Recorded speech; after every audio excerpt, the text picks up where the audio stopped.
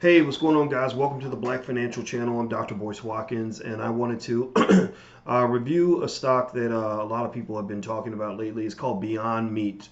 Beyond Meat is basically a company that makes, vegan style meat and beef products, things that can replace, the standard cheeseburgers or sausage and things like that. I'm pretty interested in it, especially if it tastes good. I haven't tried it yet, but I've heard about the stock. The stock has been taken off. I own some shares of the stock, but I bought in. I bought in after it had already taken off because I was thinking. When I invest, I tend to invest long term. I'm not really worried about what the stock's going to do next week.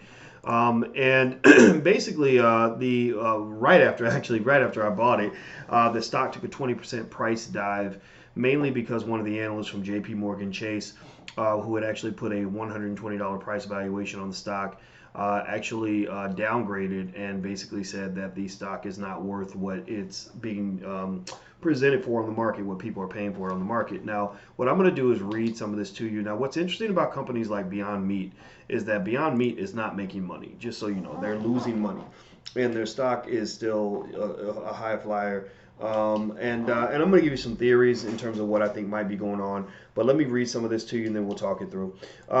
Beyond Meat stock has soared more than 570% from its initial public offering price as of the market close on Monday.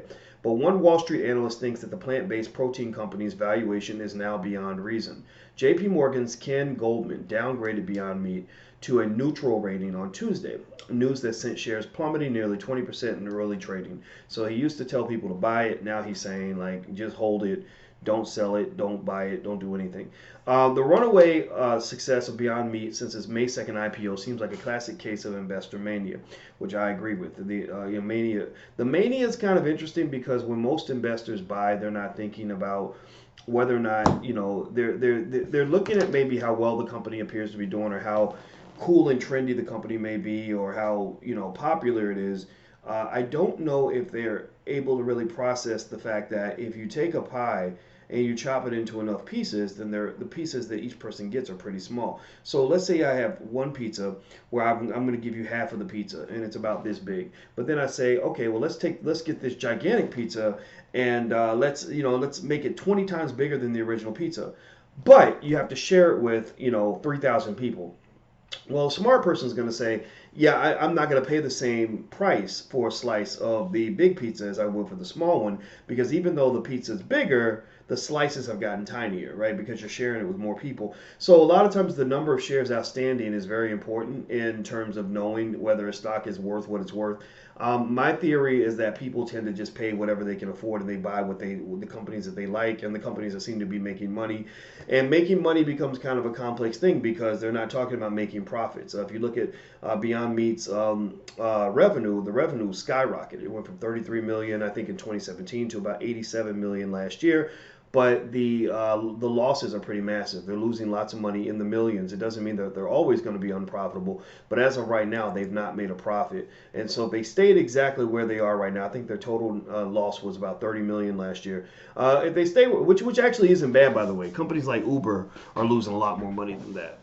But if they stay where they are right there, then obviously the stock is overpriced. But a lot of people anticipate that this market is so massive that there's just so many people out here who are interested in this, plant-based meat alternative. That the potential is limitless. And I do agree, but I think at the same time, I'm curious to see if they've really factored in competition and what's going to happen there. But anyway, let me read more of this. The company's not yet profitable, and this is CNN Money, by the way, and reported a mere 40 million in quarterly sales. Yet the company was valued at $10 billion at Monday's closing price of about 168 per share. So a $10 billion valuation on a company that makes 40 million a quarter in sales is a pretty ambitious valuation, just insanely ambitious. Even if the company were profitable, they're really, the thing about it is that when you look at the models of stock valuation, you can throw in precise numbers to try to get a valuation to pop out, to get a precise number that pops out, but it's an inexact science because nobody knows what's going to happen with this company 5 years down the line. Nobody knows when it's going to become profitable. They can guess, but they don't really know. They don't know what the market's going to do. They don't know. I guess they're assuming like, okay, the more people we tell about this product, the more people are going to buy, and the more they buy, the more certain economies of scale are going to kick in, and we're going to start becoming profitable. And maybe we're losing because we're losing money now because we're engaged in massive accumulation of market share, which is not a bad way of thinking, right? Like accumulating market share is incredibly important for a growing company, especially when you're an early adopter, like Beyond Meat is. So maybe they're thinking, okay, we're going to just chunk all our cash toward accumulating market share. We're not going to worry about making money. Amazon did this, and then later on we'll circle back. Once we've already got all these customers who love what we're doing, we'll offer them more products. We'll increase our prices a little bit and go ahead and start making those profits back to make up for what we're losing. Good luck with that. To put that into context, the company is worth more than 71 companies in the S&P 500, including much older and well-known consumer companies like Ralph Lauren, Gap, Kohl's, Macy's, and Nordstrom. Beyond Meat has been rapidly introducing new products and has partnered with fast food companies such as restaurant brands owned Tim Hortons, TGI Fridays, and Hooters parent company Chanticleer, which I don't know, I've never heard of that company, but I've heard of Hooters. I've heard of TGI Fridays, and I've heard of Tim Hortons. Beyond Meat also has a leg up on its rival, Impossible Foods, which has partnered with Tim Hortons' corporate cousin, Burger King, and an Impossible Whopper. So Beyond Meat sells its burgers in grocery stores, while Impossible Foods does not yet have retail distribution. So distribution, it seems to be the game right now. Who can get their meatless burger substitute, whatever, out to the people the fastest? One company, it looks like Impossible Foods is going through Burger King, but they don't have that grocery store distribution. Whereas it looks like Beyond Meat has a partnership with a few grocery stores, or I think that they're able to get into grocery stores a little bit faster. But J.P. Morgan's Goldman, who just raised his forecast for the stock to $120 a share last Friday, noted in his report Tuesday that Beyond Meat has surged, quote unquote, beyond our price target. So basically, he said that that 120 that we predicted, now you're way beyond that. Now I don't think it's worth it anymore. He says, so they said this is particularly noteworthy since J.P. Morgan Chase was one of the lead underwriters of the Beyond Meat offering. So J.P. Morgan Chase being one of the lead underwriters, some would argue that perhaps they have some information about the company, or they've done some analysis that other people haven't done. They know things other people don't know, which isn't really supposed to technically be true, because you're not supposed to have this sort of inside extra information that you're able to trade on and things like that. But it's the real world, and we know how things work. Investment banks typically lavish praise on companies that they advise. That's true. Good point. Goldman said in his report Tuesday that he still believes the company's fundamentals look solid, but he also thinks that the valuation is way ahead of itself. This is important. Pay attention. Any hiccup in performance, real or perceived, could lead to a meaningful correction in the share price, Goldman wrote.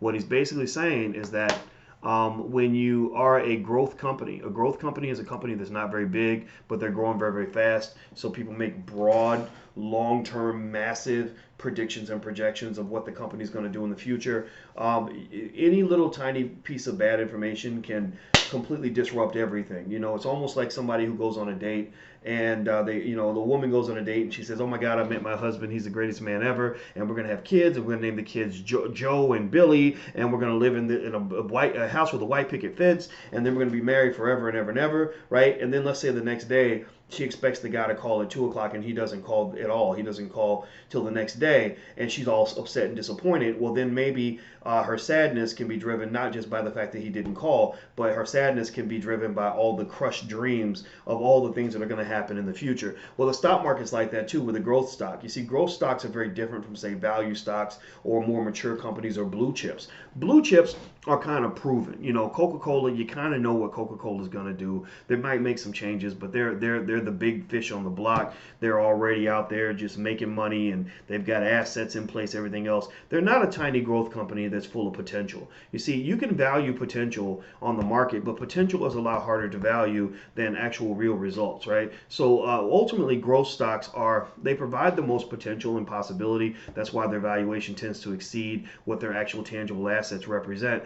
But a growth stock will break your damn heart. It'll break your heart because the market is doing the same thing that that woman is doing by projecting years and years in advance, and just figuring out like, oh, this is the one, and we're gonna have kids, and we're gonna have a white picket fence.